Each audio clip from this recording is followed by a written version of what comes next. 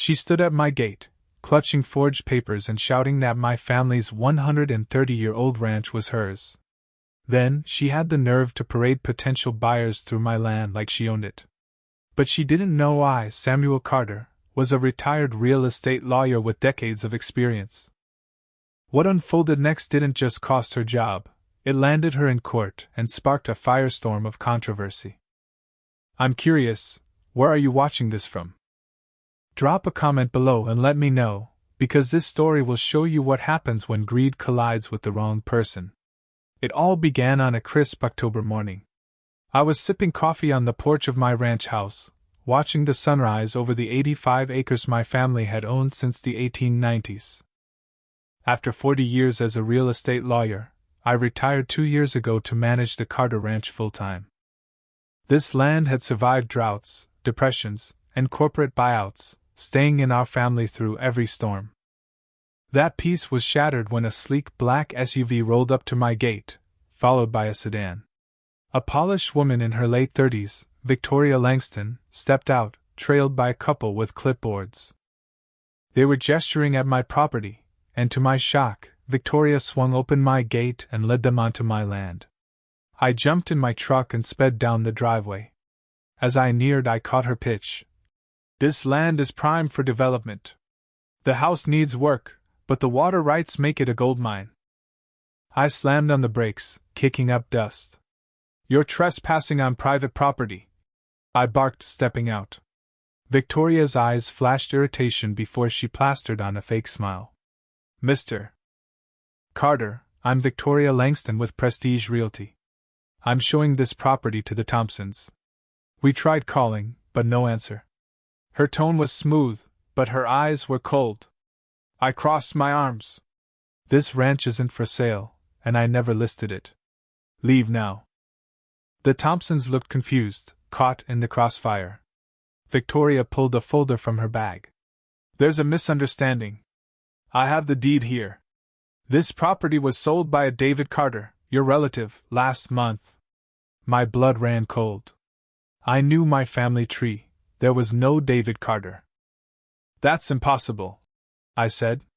No such relative exists, and this ranch has been ours since 1893. Your papers are fake.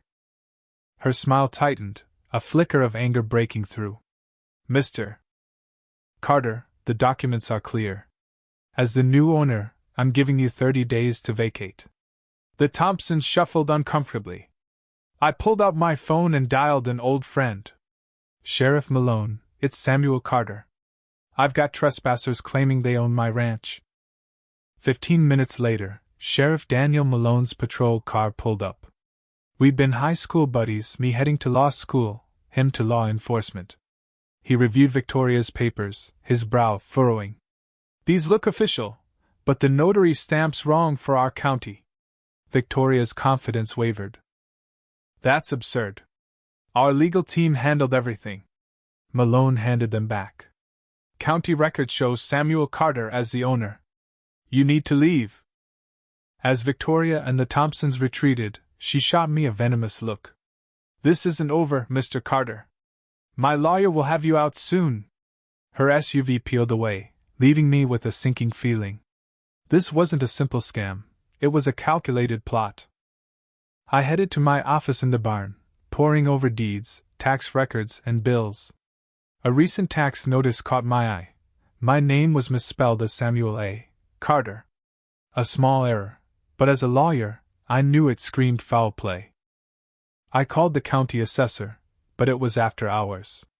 Tomorrow, I'd visit Tom Reynolds, the local notary. If someone were forging documents, Tom would know. That night, I double-checked every lock, a habit I hadn't needed since moving back. The ranch had always been my sanctuary, but Victoria's intrusion shattered that. Sleep came fitfully, broken by imagined noises of vehicles outside. At dawn, I drove to Tom's notary office, a cozy space smelling of paper and ink. When I explained, Tom's face grew grim. Someone's been sniffing around your records for months, Samuel. A woman requested your deeds and water rights, claiming it was for a historical study. His log confirmed it, Victoria Langston. We found a forged deed transferring the ranch from David Carter to Summit Ventures LLC, then to Victoria for a suspiciously low price. The notary stamp was off, and it wasn't filed locally. As we dug, I recognized Summit Ventures' address. It matched Prestige Realty's building, just a different suite. Tom urged me to hire a lawyer. This is sophisticated fraud. He recommended Emily Harper, a real estate fraud expert. As I left, I spotted Victoria's SUV across the street, her camera's telephoto lens aimed at my ranch. She lowered her window and taunted. "Enjoy your last month, Mr. Carter. Eviction's coming." I activated my phone's recorder. "Falsifying documents is a crime, Ms. Langston." She laughed. "Prove it." David Carter signed everything legally. I pushed back. "Why my ranch?" Her eyes gleamed. "This region's about to boom. A luxury resort's coming, and your water-rich land is the jackpot." My pulse raced. The resort was a rumor, but her certainty hinted at insider knowledge. "Sounds like illegal trading on non-public info," I said. Her smile faltered, then hardened. "Good luck, old man. Start packing." I met Emily Harper at her Main Street office, a converted Victorian house. She was sharp, no nonsense. "This is a classic land grab," she said, studying my documents. "They invented a relative, used a shell company, and are bullying you out." She noted Summit Ventures' address was tied to Prestige Realty, suggesting Victoria's boss, Richard Thornton, was involved. Emily filed emergency motions to block eviction and alerted the county recorder about potential fraud. That night, a black SUV trailed me home. When I slowed, it sped past, revealing a man in a suit, later identified as Richard Thornton. I installed cameras and walked my property, filming boundaries. The ranch was unchanged from my grandfather's day, cottonwoods by the creek, stone markers at the corners. My family's sweat was in every acre, from surviving the Dust Bowl to securing water rights in the 1930s. I'd fight to protect it. Emily called with news. Summit Ventures was owned by Richard Thornton, Prestige Realty CEO. Then, reporter Hannah Brooks reached out, investigating suspicious land deals. Over coffee at a diner, she showed me her notes.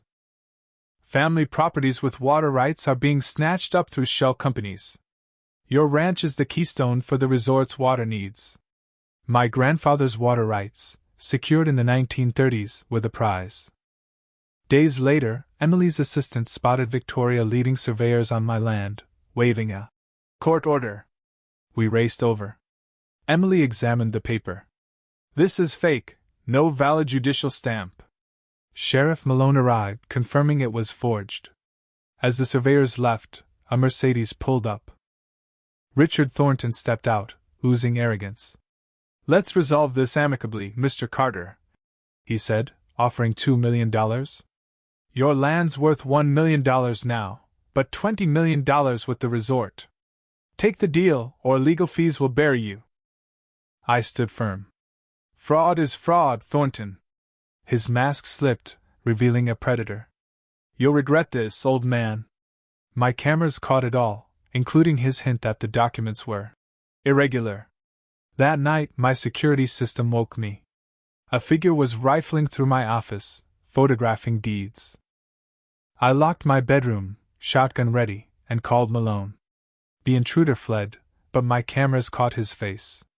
He targeted ownership records, but my originals were safe in a bank vault.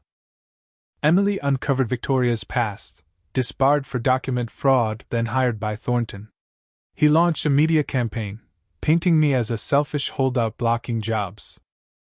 The local paper ran a glowing piece on the resort, quoting Thornton. "Certain landowners are stalling progress." Letters to the editor split the community. Some backed jobs, others backed my rights.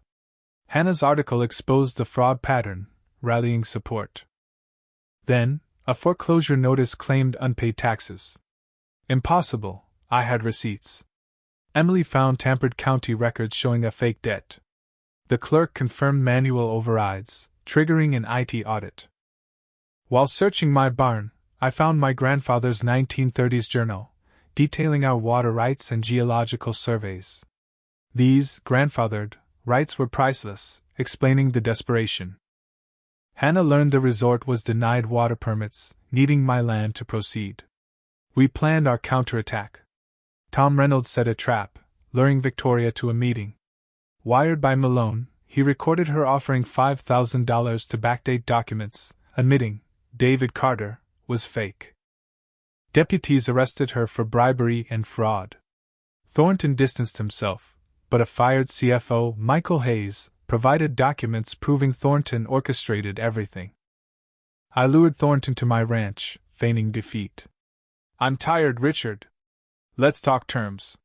He smirked, boasting about his schemes.